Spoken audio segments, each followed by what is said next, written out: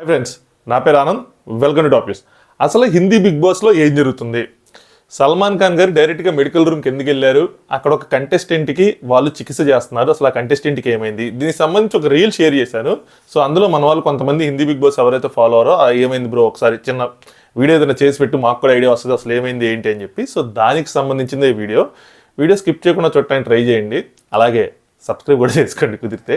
So matter ఏంటంటే, Hindi big boss season 17 నడుస్తుంది, Telugu big boss season 7 నడుస్తుంది. సో మనం లెవెల్ 7లో ఉంటే వాళ్ళు లెవెల్ 17లో ఉన్నారు. సో మనకి రీసెంట్గా ఎంత రచ్చ జరిగిందో మనం చూసాం. మనదంతా బయట రచ్చ ఎక్కువ, కానీ వాళ్ళకి లోపల రచ్చ ఎక్కువ అనమాట. హిందీ బిగ్ బాస్ ఏ స్టేజ్కి వెళ్ళిపోయిందంటే, చాలా వరకు మేకర్స్ అనేవాళ్ళు పర్సనల్గా కూడా టార్గెట్ చేస్తారు. బిగ్ బాస్ మేకర్స్ అనమాట ఎవరైతే ఉన్నారో పర్సనల్గా టార్గెట్ చేస్తుంటారు. పర్సనల్గానే షోని పర్సనల్ లెవెల్లోనే రన్ చేస్తూ ఉంటారు. అంటే కంటెస్టెంట్స్ పర్సనల్ లైఫ్ని తీసుకొచ్చి షోలో ఇన్వాల్వ్ చేయడం అలాంటివన్నీ చేస్తారు. సో కంటెస్టెంట్స్ ఏమైనా తక్కువ తిన్నారంటే కాదు, వాళ్ళకి తెలుసు ఇది ఖచ్చితంగా పర్సనల్గా వెళ్తుంది, నా పర్సనల్ లైఫ్ని తీసుకొస్తారని తెలుసు, నా పాస్ట్లో ఉన్న వ్యక్తులను తీసుకొస్తారని తెలుసు, అన్నీ జరుగుతాయని వాళ్ళకు కూడా తెలుసు. తెలిసినా ఆ షోకి వెళ్తారు, ఎందుకంటే ఆ షోకి ఉన్న క్రేజ్ అలాంటిది, అందులో వచ్చే ఇన్కమ్ అలాంటిది అనమాట. సో అందరికీ తెలిసే వెళ్తారు. సో వాళ్ళ మీద జాలి పడాల్సిన అవసరం లేదు, వీళ్ళని తిట్టుకోవాల్సిన అవసరం లేదు. ఆ షో కొన్ని సంవత్సరాల నుంచి అలాగే నడుస్తుంది. ఇన్ఫ్యాక్ట్ ఏవైతే ఎలిమినేషన్స్ ఉంటాయో అవి కూడా ఏంటి అంటే, దానికి రూల్స్ రెగ్యులేషన్స్ ఏమి ఉండవు అనమాట. ఎవరినైనా వాళ్ళు తీసేద్దాం అని ఫిక్స్ అయితే మాత్రం కంటెస్టెంట్ని ఆ విధంగా మోటివేట్ చేసి వాళ్ళని తీసేస్తారు కూడా. సో రీసెంట్గా 3 ఎలిమినేషన్ అయింది, దాని గురించి లాస్ట్లో చెప్తాను. సో ఏమైందంటే, ఫస్ట్ ఒక చిన్న ఎగ్జాంపుల్ చెప్తాను. ఐషా అని ఒక అమ్మాయి ఉంది, 18 ఇయర్స్ ఎంత 19 ఇయర్స్ 20 ఇయర్స్ ఓల్డ్. సో ఆ అమ్మాయి తన ఎక్స్ బాయ్ ఫ్రెండ్తో షోలోకి ఎంటర్ అయ్యారు. సో ఈ షోలో ఏంటంటే కొంతమంది కపుల్స్, కొంతమంది ఇలా సింగిల్గా ఎంటర్ అయ్యారు. సో ఎప్పుడైతే తను ఆ ఎక్స్ బాయ్ ఫ్రెండ్కి కొద్దిగా దగ్గరగా అవుతుంది అనుకున్న టైంలో ఏం చేశారంటే, తన కరెంట్ బాయ్ ఫ్రెండ్ని రంగంలో దించారు. సో షోలోకి ఎంటర్ చేశారన్నమాట యాజ్ అ వైల్డ్ కార్డ్ కంటెస్టెంట్గా. అందరికీ ఫ్యూజులు ఎగిరిపోయినాయి, ఏంద్రా బాబు ఇదని. తను ఎంటర్ అవ్వగానే తనని లేదు నా కరెంట్ బాయ్ ఫ్రెండ్ కాదు అది అని చెప్పింది. కానీ ఎవెన్చువల్గా ఒప్పుకుంది. సో వాళ్ళ మధ్యలో సార్ట్ అవుట్ అయింది, అంతా బాగుంది. అది షో స్టార్టింగ్లోనే షోని ఒక హైప్ తీసుకొద్దామని వాళ్ళు చేసిన ప్రయత్నం అనమాట. సో అలాంటిది ఇప్పుడు షో చివరికి వస్తున్న టైంలో మళ్ళీ ఇంకొకటి అలాంటి స్టంట్ అవుట్ చేశారు. సో ఏమైందంటే, మున్నావర్ అని చెప్పి ఒక కంటెస్టెంట్ ఉండే, చాలా ఫేమస్ కంటెస్టెంట్. మనకి బిగ్ బాస్ ఎలాగో ఇంకొక రియాలిటీ షో కూడా ఉంది హిందీలో, జైలా సంథింగ్ ఏదో ఒక షో ఉంది, ఆల్ట్ వాళ్ళది. సో అందులో దాని విన్నర్ అనమాట, లాస్ట్ ఇయర్ జరిగింది ఆల్ట్ దాని విన్నరు.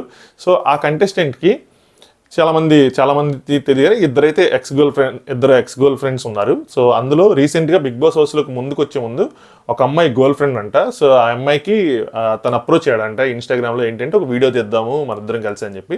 బట్ ఎవెన్చువల్గా వీడియో తేవాలి, కానీ రెండోసారి కలిసినప్పుడు ప్రపోజ్ చేశాడు, kind of I love you అన్నాడు అని చెప్పి అలా ఏదో.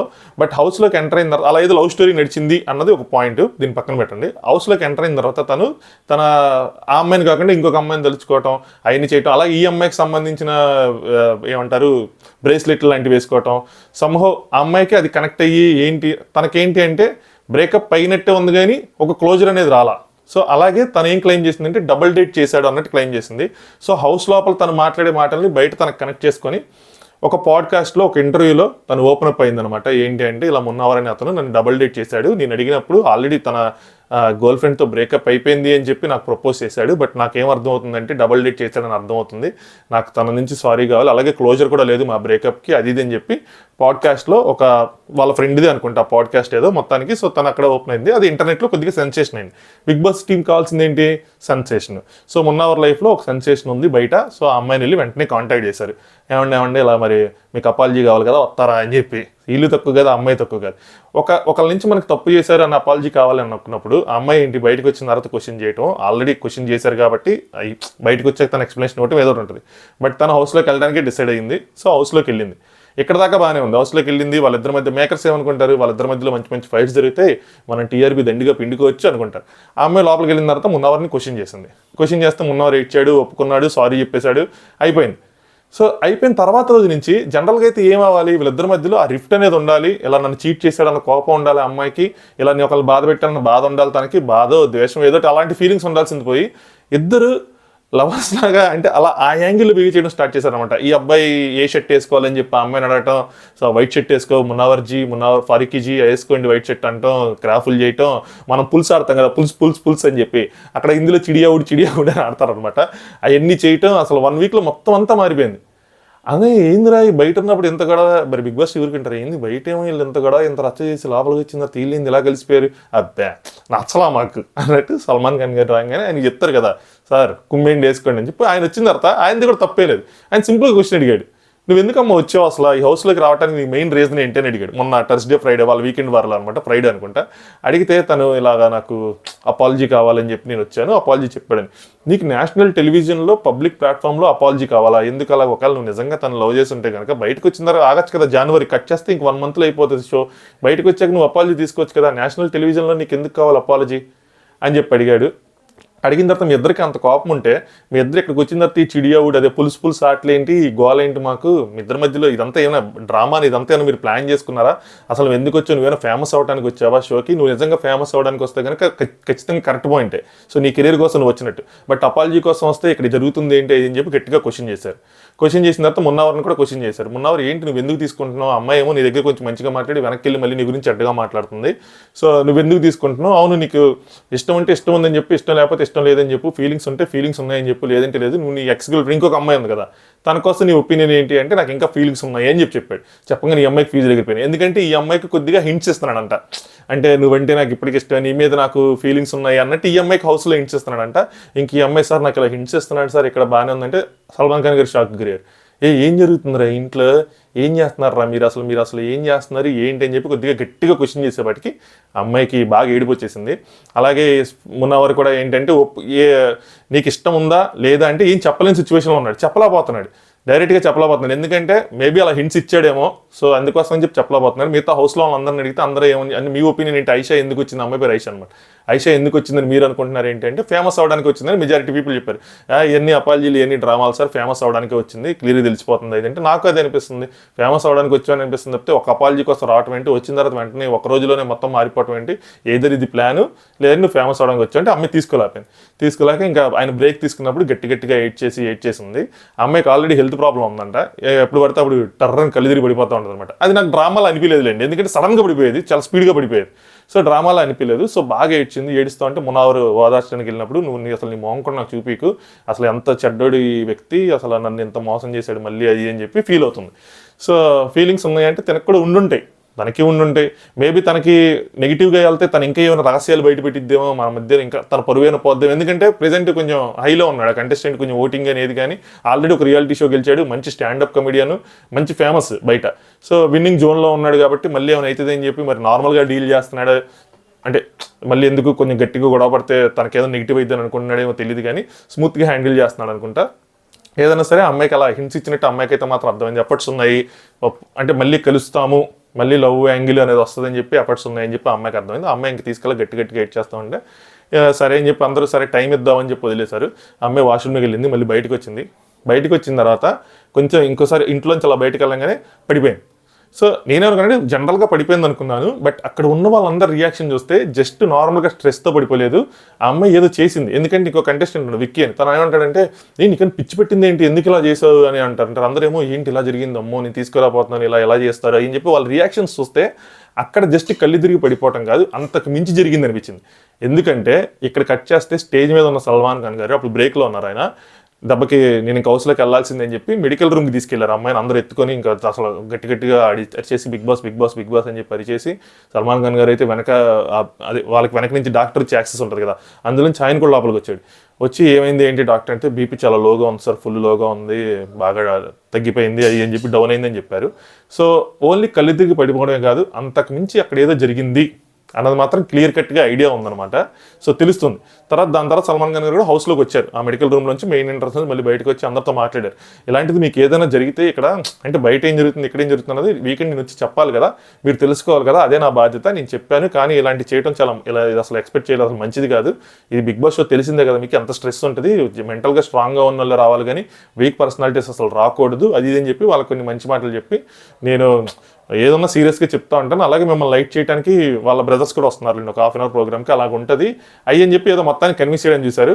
దాని తర్వాత మళ్ళీ మెడికల్ రూమ్లో చూపిస్తే ఒక డాక్టర్ ఇంకొక లేడీ ఎవరో వచ్చారు, ఇద్దరు కలిసి తన్ని హాస్పిటల్కి తీసుకెళ్తున్నారు అనమాట, బయటికి తీసుకెళ్తున్నారు. సో పెద్దగానే ఏదో జరిగింది, మనకి కంక్లూజివ్ ఎవిడెన్స్తో ఏం చూపిరు కూడా ఆబ్వియస్గా, ఎందుకంటే అది పెద్ద ఇదైపోతుంది. కానీ అమ్మాయి మాత్రం గట్టిగా ఇచ్చింది, ఏదో జరిగింది, మనకు చూపిటం అయితే చూపించలేదు. సో ఇది అక్కడ జరిగింది. అందరూ కొంచెం ఫీల్ అయ్యారు, ఏడ్చారు, బాధపడ్డారు ఆయన వెళ్ళిపోయిన తర్వాత. సో మామూలుగా అయితే ఇంత హడావిడి జరిగితే మన తెలుగు బిగ్ బాస్లో ఎలా ఉంటుంది, అసలు మనం ఊహించుకోవడం కూడా కష్టం, ఇంత జరిగిందా, ఇంత ఇదైందా, అంత ఇదైందని. కట్ చేస్తే అమ్మాయి నా నామినేషన్లో మళ్ళీ హౌస్లోకి రీఎంటర్ అయిందనమాట. సో ఫుల్ హ్యాండ్స్ డ్రెస్సులు వేసుకొని అయితే ఉంది, తెలియటంలా అసలు ఏమైనా జరిగిందా, ఏమైనా అంటే ఏమైనా అటెంప్ట్స్ ఏమైనా చేశారేమో ఏదైనా దానికోసం అని చెప్పి మనకైతే ఎటువంటి ఎవిడెన్స్ చూపించలేదు కానీ, బట్ ఏదో అయితే అయింది. సో మళ్ళీ తను హౌస్లోకి ఎంటర్ అయిన తర్వాత ఇప్పుడు వాళ్ళిద్దరి మధ్య ఎలా ఉంటుంది రిఫ్ట్, ఎలా గొడవలు ఉంటాయి ఏంటి అని చెప్పి. అలాగే వీకెండ్ వార్లో సల్మాన్ ఖాన్ గారు ఇంకో విషయం కూడా చెప్పారు ఆ మున్నావర్ ఇప్పుడు ఏదైతే తన ఎక్స్ గర్ల్ ఫ్రెండ్ ఉందో, అమ్మాయి పేరు నజీలా అనేది ఉందనుకుంటా. సో తను కూడా బిగ్ బాస్ టీం కాంటాక్ట్ చేశారంట. ఇది ఇంకో ట్విస్ట్, ఇది అమ్మ అనిపించింది నాకైతే. కానీ అమ్మాయి నేను రాను హౌస్లోకి అని చెప్పి రిజెక్ట్ చేసిందంట. సో ఆ అమ్మాయి కూడా వచ్చింటే ఇద్దరు అమ్మాయిలు వాడు అసలు ఏం రచ్చ ఉండేది రా బాబు అనిపించింది.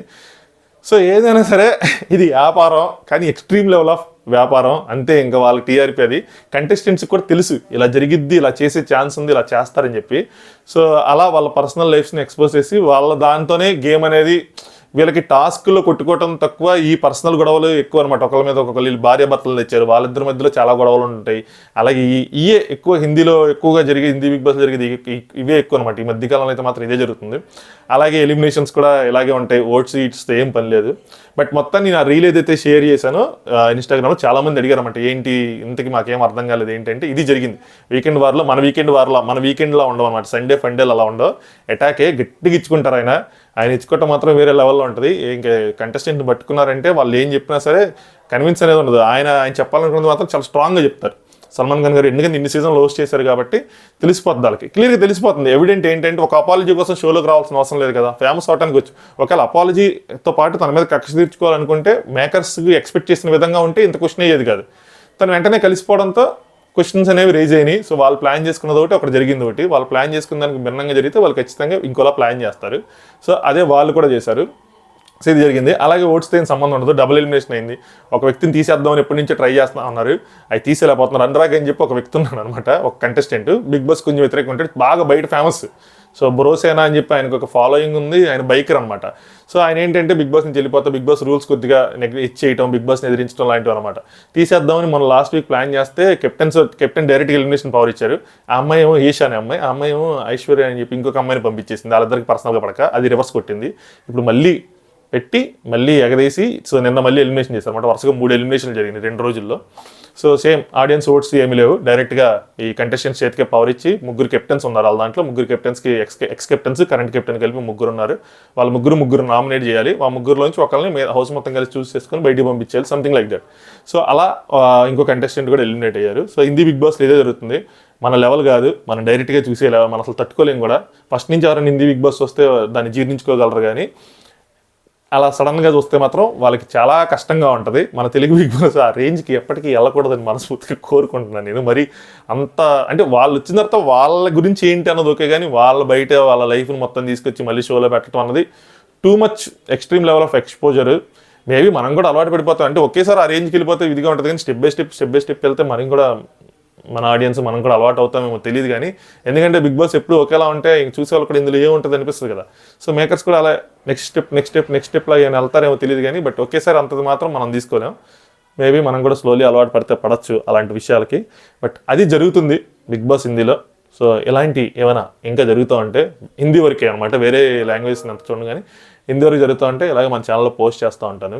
ఓటీటీ అప్డేట్స్ కూడా పోస్ట్ చేస్తూ ఉంటాను. ఒక వీడియో పెట్టాను. సో ఇంకా కొన్ని కంటెస్టెంట్స్ ఇవన్నీ కన్ఫర్మ్ అయిన తర్వాత వాటి గురించి కూడా ఇంకా అప్డేట్స్ పెడతా ఉంటాను. సో వీడియోని లైక్ చేయండి, అలాగే ఛానల్ని సబ్స్క్రైబ్ చేసుకోండి. మీరు కనుక హిందీ బిగ్ బాస్ ఫాలో అవుతూ ఉంటే మీకు తెలిసిన డీటెయిల్స్ కూడా కామెంట్ చేస్తూ ఉండండి. ఈ విషయం విన్న తర్వాత మన వాళ్ళు ఎవరు అసలు ఈ విషయం తెలియని వాళ్ళు ఎవరైనా ఉంటే ఇది తెలిసిన తర్వాత మీకు ఏమనిపించింది అన్నది కూడా కామెంట్ చేయండి. Thanks for watching. Top views.